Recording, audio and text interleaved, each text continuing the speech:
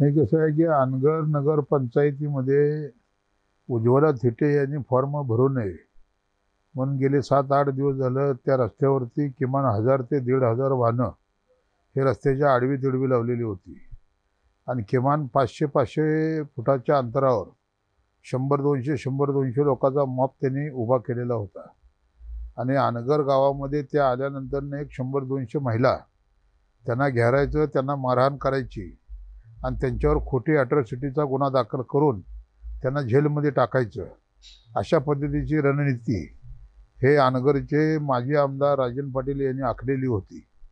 गेले 7-8 दिवस झालं आम्ही याच्यावरती मार्ग काढत होतो.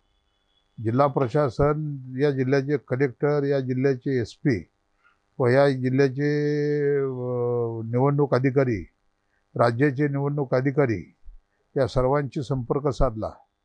कारण पहिल्यांदा लोकल तिथल्या नगरपंचायतीचा जो CO आहे तो CO कुठल्याही पद्धतीचे पेपर देत नव्हता.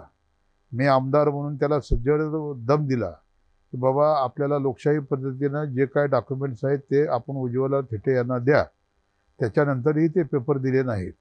त्याच्यानंतर आम्ही जिल्ह्याचे कलेक्टर श्री कुमार आशीर्वाद साहेब यांना संपर्क केला, त्यांना विनंती केली, मी त्यांना व्हॉट्सअप केला. माननीय जिल्हाधिकारी कुमार आशीर्वाद यांनी ताबडतोब दखल घेऊन संबंधित तहसीलदार सचिन मुळीक व संबंधित त्या नगरपालिकेच्या COला आपल्या भाषेमध्ये त्यांनी जे काय सांगायचं ते सांगितलं. त्यानंतर ताबडतोब डॉक्युमेंट्स देण्यात आली.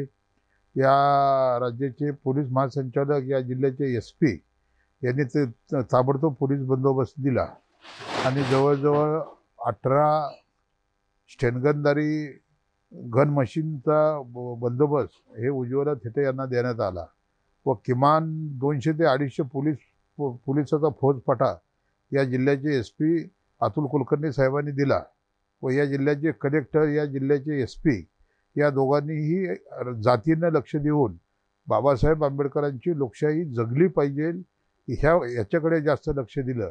त्याबद्दल या दोन्ही अधिकाऱ्यांचं, SP आणि कलेक्टर साहेबांचं मी अभिनंदन करतो.